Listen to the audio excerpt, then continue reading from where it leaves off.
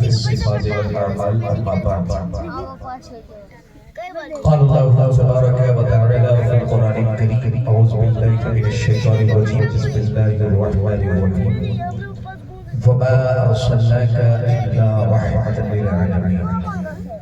صدق الله العظيم وصدق رسوله النبي الكريم ونحن على ذلك لمن الشاهدين والشاكرين والحمد لله رب العالمين.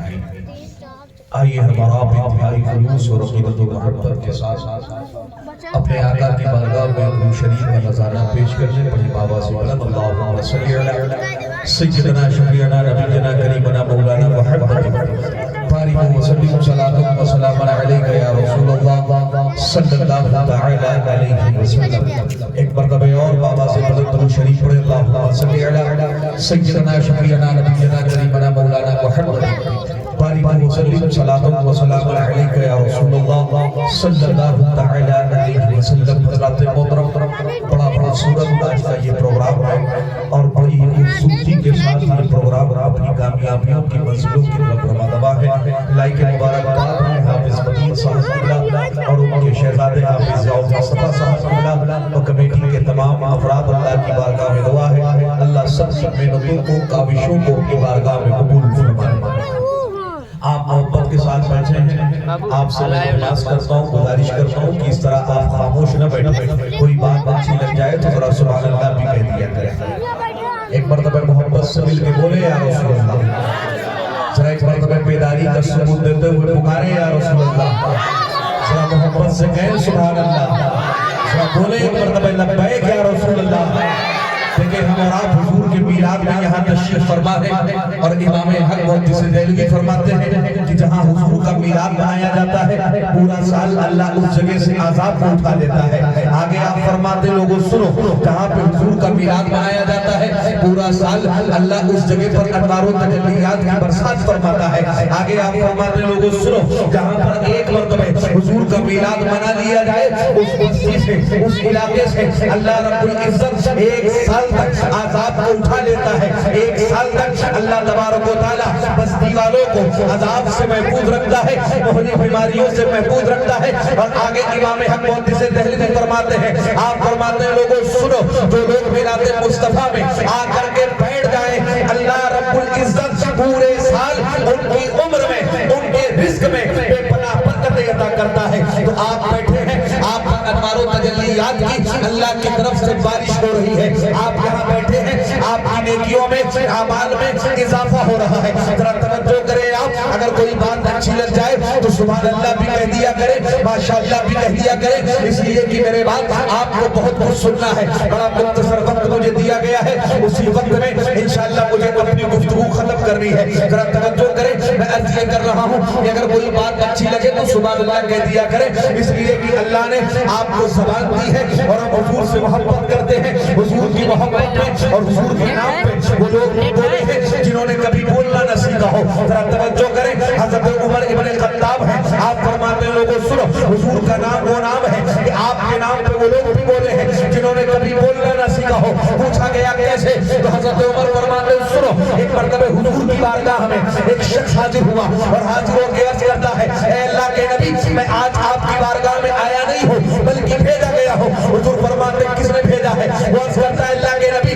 مجھے آپ کی بارگاہ میں میری بیوی نے بھیجا ہے. حضور نے فرمایا آنے کا سبب کیا ہے؟ وہ کہتا ہے اے اللہ کے نبی، شادی کے کئی سال کے بعد اللہ نے بہت سی دعاؤں کے بعد ہمیں ایک بیٹا عطا کیا. اے اللہ کے نبی، آج وہ میرا بیٹا 5 سال کا ہو گیا ہے لیکن ہم لاکھ کوشش کر لیں حضور وہ بولتا نہیں ہے. اللہ کے نبی نے فرمایا تو ذرا یہ بتا تو مجھ سے چاہتا کیا ہے؟ وہ شخص کہتا ہے اللہ کے نبی، میں چاہتا یہ ہو کہ آپ دعا فرما دیں، کرم کر دیں، اللہ اسے آواز عطا کر دے. حضور نے فرمایا اپنے بیٹے کو لے گیا. وہ شخص گیا ہے حضور کی بارگاہ میں، اپنے گود میں اپنے بیٹے کو لے کے حضور کے سامنے کھڑا ہو گیا ہے. حضور نے اس کے بیٹے کی طرف اشارہ فرمایا. کون بیٹا؟ جو بولتا نہیں تھا. توجہ کرے، حضور نے فرمایا سنا ہے تو بولتا نہیں ہے. اس نے کہا میں نہیں بولتا ہوں. گردن سے اشارہ کیا نہیں بولتا ہوں. حضور نے فرمایا تو نہیں بولتا ہے. اس نے گردن ہلائی، کہا میں نہیں بولتا ہوں. حضور نے کہا سن، اب تک تو نہیں بولتا تھا لیکن آج تجھے بولنا ہوگا. بتا میں کون ہوں؟ تو حضرت عمر کہتے لوگوں جو بچہ اپنے باپ کو دیکھ کے نہ بولا وہ رسول پاک کو دیکھ کے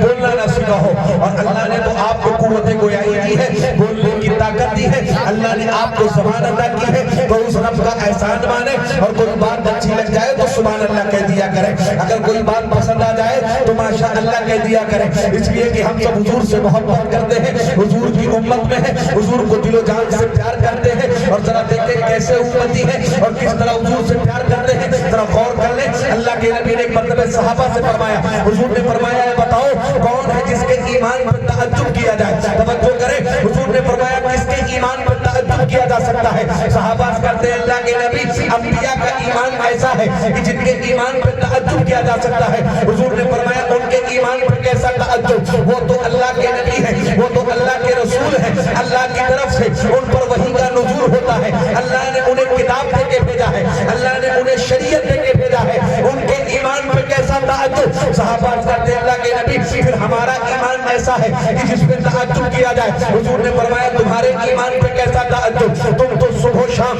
میرے چہرے و دوحہ کا دیدار کرتے ہو، میرے روح زیبا کو دیکھتے ہو، تمہارے ایمان پہ کیسا تعجب، تو صحابہ کرتے ہیں اللہ کے نبی پھر ذرا بتائیں کہ کون ہے کہ جس کے ایمان پہ تعجب کیا جا سکے، تو حضور نے فرمایا سنو میرے بعد جو میری امت آئے گی، جو میری امت کے لوگ آئیں گے، حضور نے فرمایا سنو ان کا ایمان ایسا ہوگا کہ انہوں نے مجھے دیکھا تو نہیں ہوگا، لیکن ایمان کی کیفیت ایسی ہوگی کہ اگر میرے نام پر جان دینے کی بات بھی آ جائے تو وہ کبھی پیچھے نہیں ہٹیں گے، حضور نے فرمایا سنو انہوں نے مجھے دیکھا تو نہیں ہوگا، سامنے سے میرا دیدار تو نہیں کیا ہوگا، لیکن محبت ایسی ہوگی کہ اگر میرا نام بھی ان کے سامنے لے لیا جائے تو وہ جان لٹانے کے لیے تیار ہو جائیں گے۔ یہی وجہ ہے کہ آج ہم حضور سے محبت کرتے ہیں، اور جب حضور کی محبت کی بات آتی ہے تو ہم دنیا والوں سے یہی کہتے ہیں سنو کہ محمد سے وفا تو نے تو ہم تیرے ہیں، یہ جہاں چیز کا وہ ہو غلط تیرے ہیں، ہم دنیا والوں سے کہتے ہیں سنو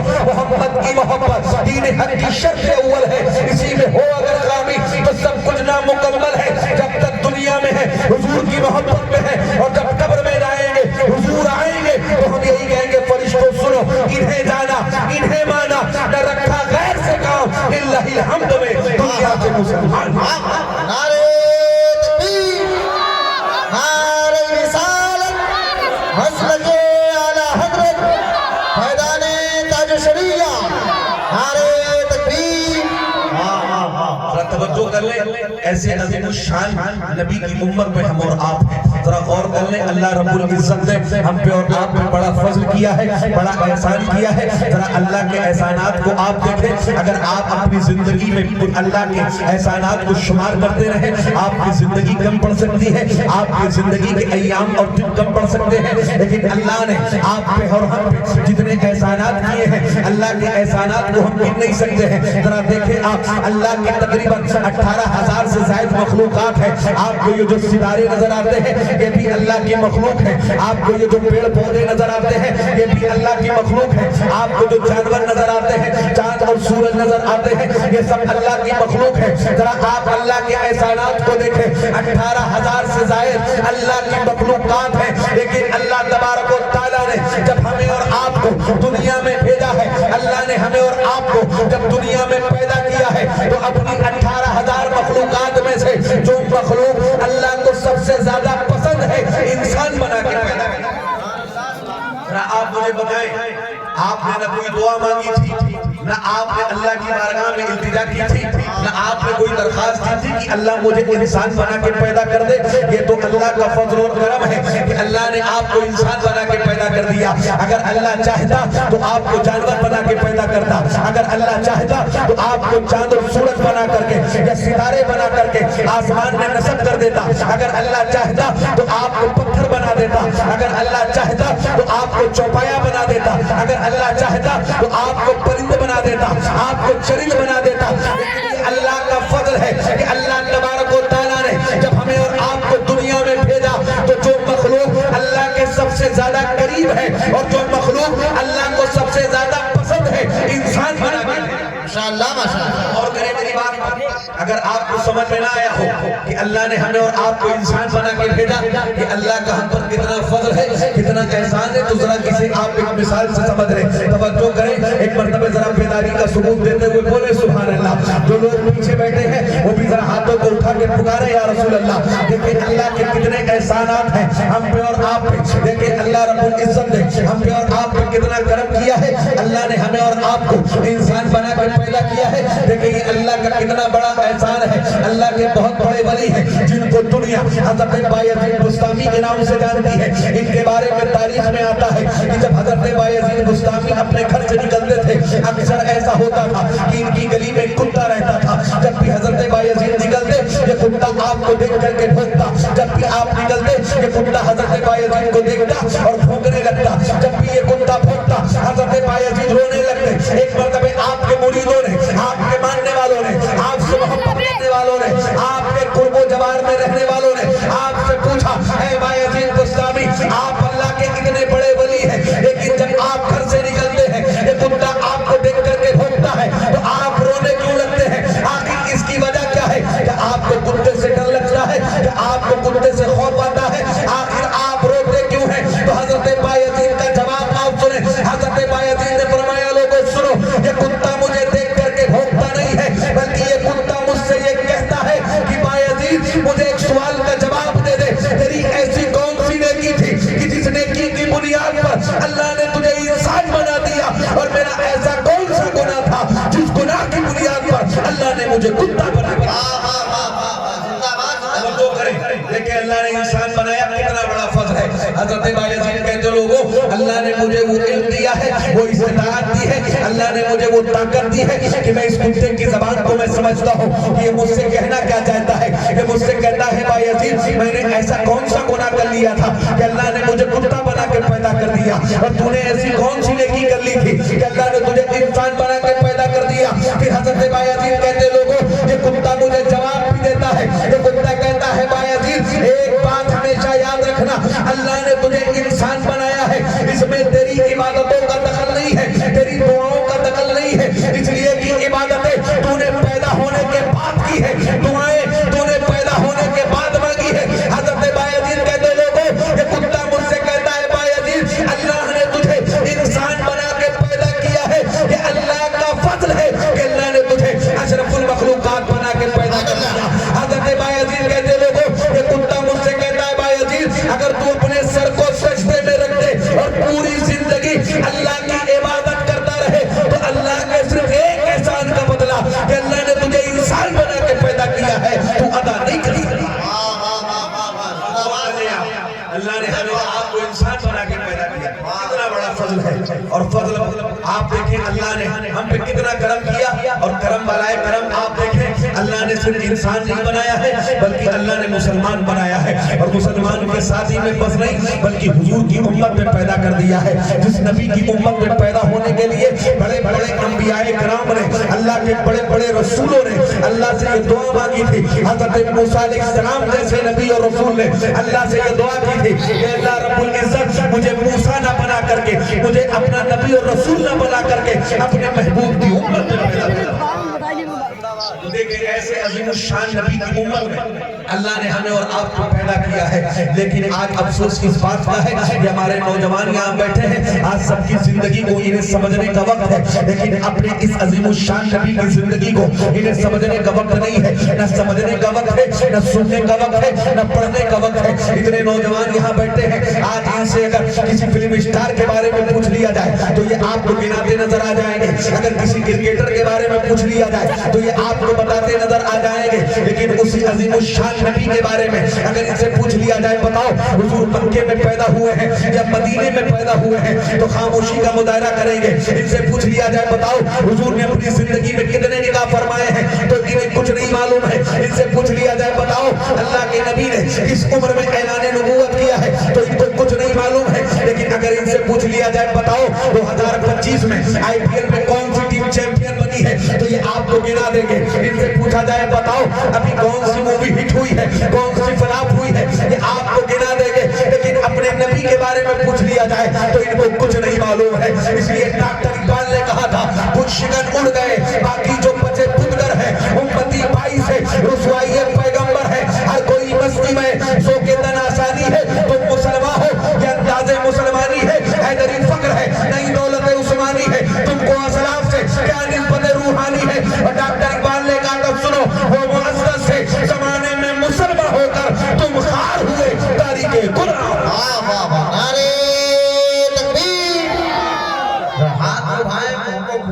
से बोले नारे रिसालत मसलक आला हजरत फैज़ाने आला हजरत नारे तकबीर। थोड़ा गौर करें, देखें इस अज़ीमुश्शान नबी की उम्मत में अल्लाह ने हमें और आपको पैदा कर दिया है।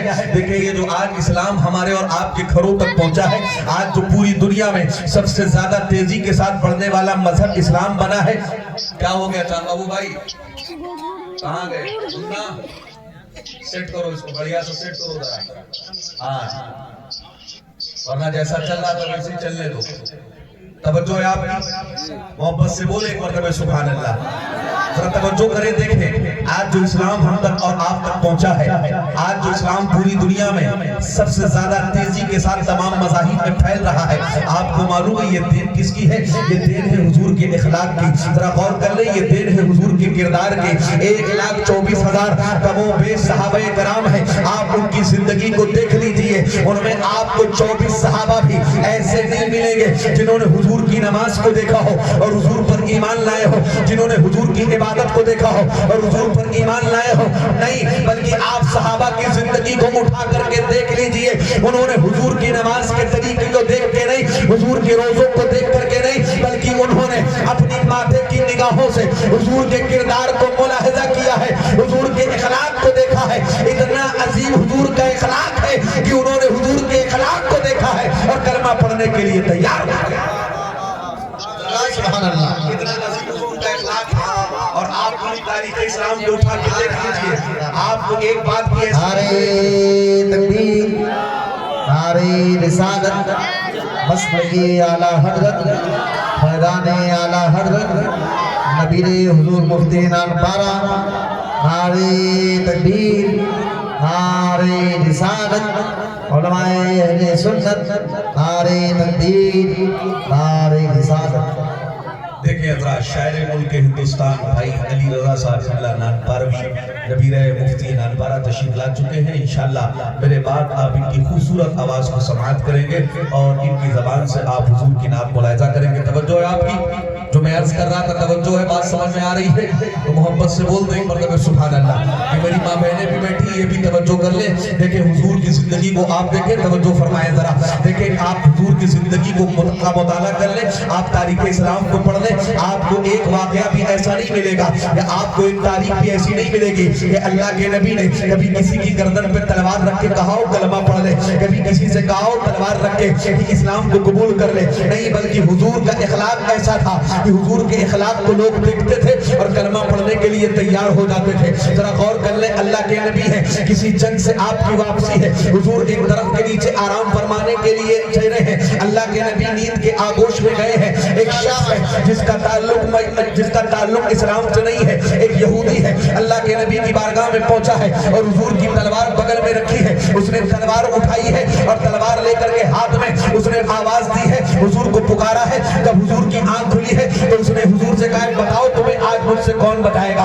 उसने कहा, मोहम्मद बताओ आज तुम्हें मुझसे कौन बचाएगा? अल्लाह के नबी तरफ के नीचे आराम फरमा है, सहाबा जरूरत के लिए इधर उधर चले गए हैं, उसने हुजूर के बगल से तलवार उठाई है और हुजूर से कहता है, बताओ आज तुम्हें मुझसे कौन बचाएगा? मेरे नबी की आंख खुली है, हुजूर मुस्कुराए हैं और मुस्कुरा के हुजूर ने कहा है, अल्लाह बचाएगा। कौन बचाएगा? जो है अल्लाह बचाएगा।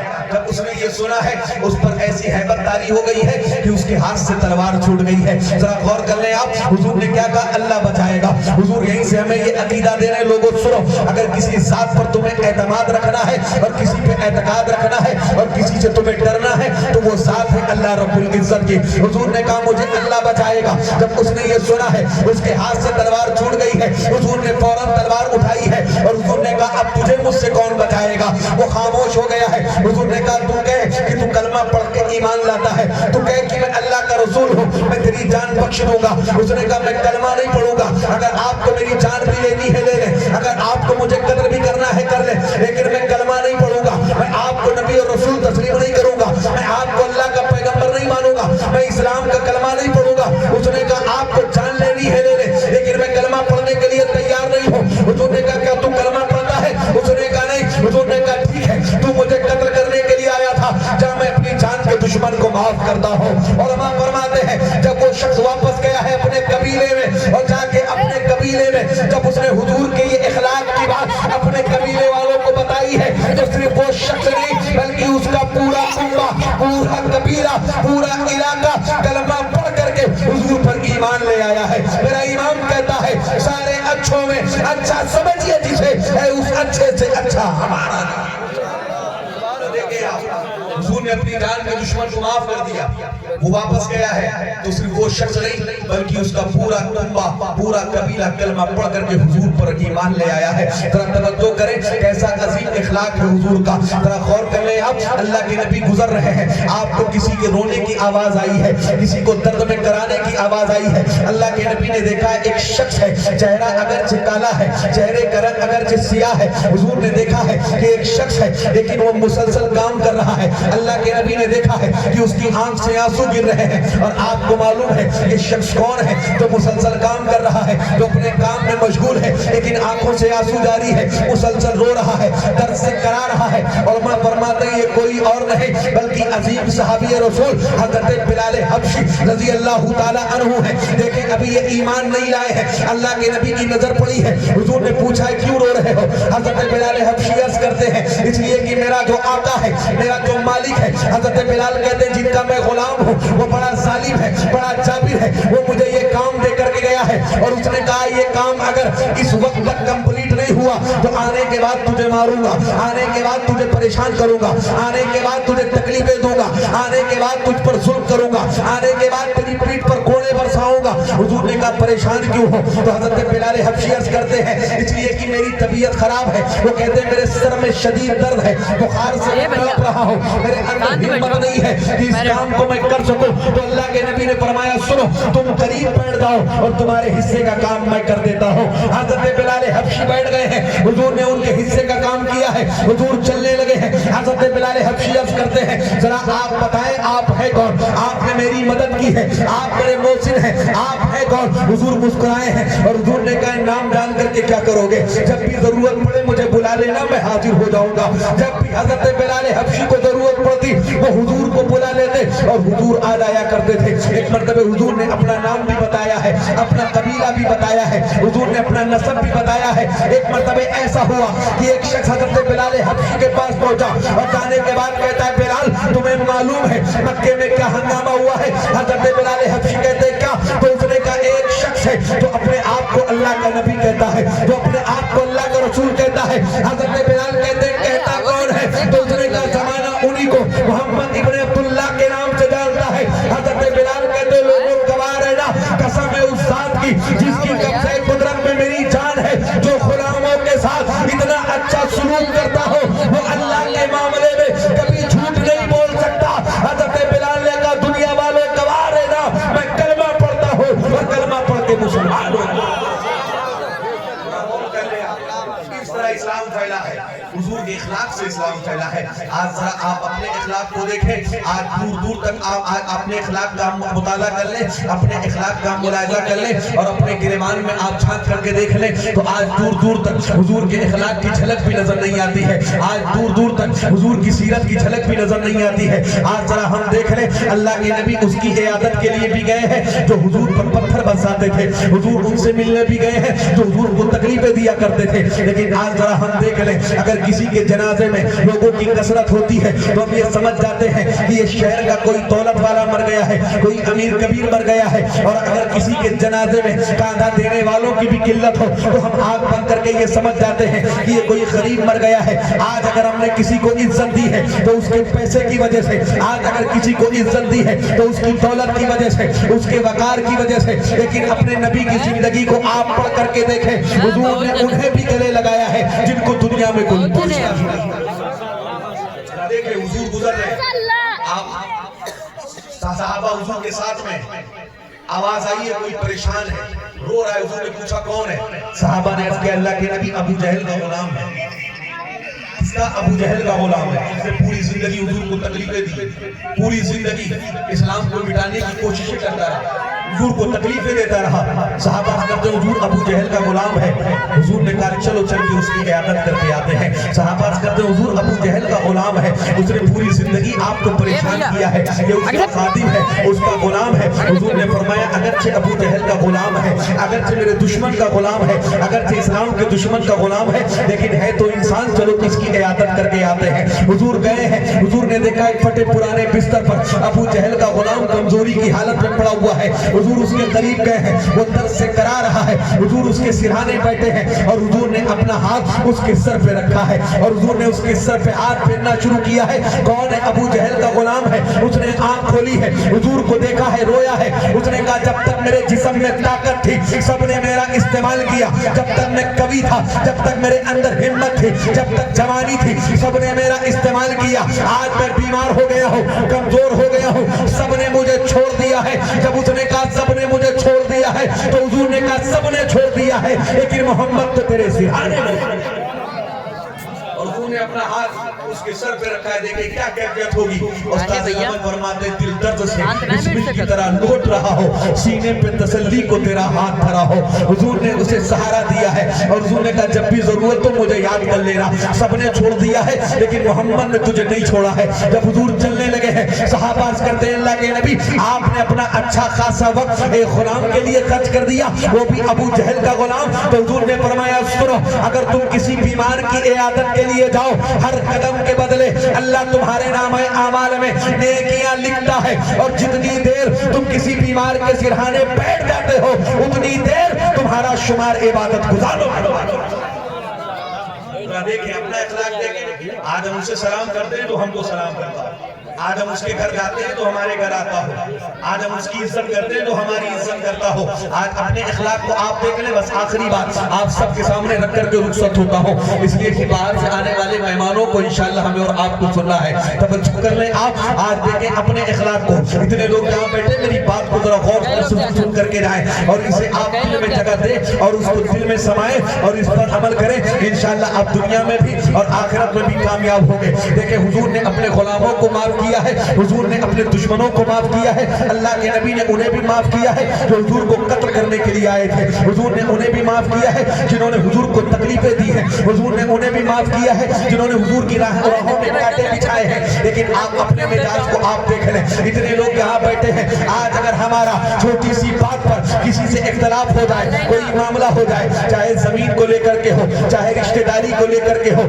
چاہے کسی معاملے سے لے کر کے ہو, اگر تھوڑا سا اختلاف ہو جائے تو ہم کرتے کیا ہے, پوری زندگی اسے چھوڑ دیتے ہیں. یہی کہتے ہیں کہ پوری زندگی کبھی تیرا چہرہ نہیں دیکھوں گا, پوری زندگی کبھی تیری چوکھٹ پہ نہیں آؤں گا, پوری زندگی کبھی تجھے سلام نہیں کروں گا, پوری زندگی کبھی تجھ سے ملاقات نہیں کروں گا. چھوٹی سی بات پر ہم موت اور زندگی چھوڑ دیتے ہیں. لیکن اللہ کے نبی کی حدیث ہے, حضور فرماتے سنو, مومن کی یہ نشانی نہیں ہے کہ وہ اپنے مومن بھائی سے 3 دن سے زیادہ روٹھا ہوا رہے. حضور فرماتے مومن کی یہ نشانی ہے کہ 3 دن گزرنے سے پہلے اگر وہ اپنے مومن بھائی سے ناراض ہے تو اپنے اختلافات کو ختم کرے. حضور فرماتے سنو, اگر دو مسلمان ہیں دنیا میں آپس میں ان کا جھگڑا ہے اور 3 دن گزرنے سے پہلے اپنے اختلافات کو ختم نہیں کیا, حضور فرماتے کل قیامت کے دن بروز حشر جب میرے ہاتھ میں کوثر کا جام ہوگا اور میں لوگوں کو کوثر کا جام پلا رہا ہوں گا, حضور فرماتے ہیں میں اس شخص کو کوثر کا جام نہیں پلاؤں گا جس نے دنیا میں اپنے اختلافات کو ختم نہیں کیا ہوگا, دنیا میں ایک دوسرے کو معاف نہیں کیا ہوگا. حضور فرماتے سنو, اگر معاف کرنے سے تمہاری عزت ختم ہوتی ہے, تمہیں لگتا ہے اگر تمہاری عزت گھٹتی ہے, حضور فرماتے لوگوں سنو, ایک دوسرے کو معاف کرنا سیکھو. اگر معاف کرنے سے تمہاری عزت کم ہوتی ہے تو حضور فرماتے سنو, اتنی عزت تم کل قیامت کے دن مجھ سے لے. فرماتے لیکن معاف کرنے والے کو اللہ پسند کرتا ہے. معاف زندگی کا کوئی بھروسہ نہیں ہے. میری آخری بات سن لیں, اگر آپ کا کسی سے اختلاف ہے, آپ کے بھائی سے, آپ کے رشتہ دار سے, یا کسی سے کسی بات پر آپ کا اختلاف ہے, توجہ کر لیں, زندگی کا کوئی بھروسہ نہیں ہے. ہو سکتا ہے کل کا صبح کا سورج دیکھنا ہم سب کو نصیب نہ ہو. توجہ کر لیں, زندگی کا کوئی بھروسہ نہیں ہے. کب موت آ جائے, کب آنکھیں بند ہو جائیں, کب موت کے فرشتے آ جائیں. ذرا غور کریں, حضور فرماتے ہیں اگر کسی کو آپ نے تکلیف دی ہے اور اس نے آپ کو معاف نہیں کیا ہے, آپ چاہے جتنی عبادتیں کر کے دنیا سے چلے جائیں, جب تک وہ شخص آپ کو معاف نہیں کرے گا تب تک اللہ رب العزت آپ کو جنت میں داخل نہیں. दिन देख लेंगे, यही तो कहते हैं तुमको तो कल क़यामत के दिन देखेंगे, वहां तुम्हारा दामन पकड़ेंगे, वहां तुम्हें बेइज्जत करेंगे, वहां तुम्हें रुसवा करेंगे। हुजूर फरमाते सुनो क़यामत का दिन वो दिन होगा, उस दिन तुम अपने आप को नहीं देख पाओगे, किसी और को क्या देखोगे, ऐसी हैबत होगी उस दिन। हुजूर फरमाते दुनिया में अपने इख्तिलाफात मामलात को खत्म करो। एक आखिरी हदीस आपके सामने पढ़ता हूँ, मोहब्बत से इसे सुन ले, मेरी माँ बहनें भी सुन ले, और अपने इख्तिलाफात को आप खत्म करें। आपको किसी ने तकलीफ दी है, आप उसे माफ कर दें। आपने किसी को तकलीफ दी है, जाके उससे माफी मांग लें। इसलिए जिंदगी का कोई भरोसा नहीं है। हुजूर ने एक मर्तबे मस्जिद नबवी में अल्लाह के नबी ने नमाज फजर के बाद फरमाया, हुजूर ने सहाबा से फरमाया, ये बताओ तुम में ऐसा कौन सा शख्स है कि जिसकी नेकियों को मैंने मदीने से लेके अर्श तक देखा हो। जब हुजूर ने कई मर्तबे फरमाया, एक सहाबी खड़े हो गए, अर्ज करते हैं अल्लाह के नबी, शायद मेरी नेकी अल्लाह की बारगाह में कबूल हो गई और अल्लाह ने मुझे मदीने से लेकर के अर्श तक नेकियां अता कर दी। तवज्जो रखें, हुजूर ने फरमाया तुम्हारी कौन सी नेकी है? तो वो सहाबी अर्ज करते हैं अल्लाह के नबी, अभी जो रात गुजरी है, इस रात में मैं अपने घर पे था, मेरे दिल ने ये चाहा कि अल्लाह की राह में कुछ दे दूं, मेरे दिल ने ये चाहा कि अल्लाह की राह में कुछ सदका कर दूं। अल्लाह के नबी गुरबत का ये आलम था कि मैंने घर में हर तरफ तलाश कर लिया, अनाज का एक दाना तक नहीं था जो मैं अल्लाह की राह में दे देता। अल्लाह के नबी मैंने किया ये है कि मैंने ताज़ा वजू किया है, जाए नमाज बिछाई है और उस पर खड़ा होकर के मैंने 2 रकात नमाज पढ़ी है और नमाज के बाद मैंने हाथ उठा के अल्लाह की बारगाह में दुआ की है और अर्ज किया, अल्लाह रब्बुल इज्जत तू देख रहा है ना, मेरा दिल ये चाहता है कि मैं तेरे नाम पे कुछ सदका कर दूं, मेरा दिल ये चाहता है कि मैं तेरे नाम पे कुछ दे दूं, लेकिन अल्लाह गुरबत का ये आलम है कि अनाज का एक दाना तक नहीं है। अल्लाह मैं करता ये हूं कि अब तक जितने लोगों ने मुझे तकलीफें दी है सबको मैं तेरे नाम पे माफ करता हूं। हुजूर ने फरमाया सुन, जो तूने अल्लाह के नाम पे लोगों को माफ कर दिया है, तेरी यही नेकी अल्लाह को इतनी पसंद आ गई है कि अल्लाह ने तुझे मदीने से लेके अर्श तक नेकी अता कर दी है। सुन्नत मुस्तफा जो अदा कीजिए, अपने दुश्मन के हक में दुआ कीजिए। वमा अलैना इल्लल बलाग अस्सलाम सही से रुक जा भी ना। इंस्टा पर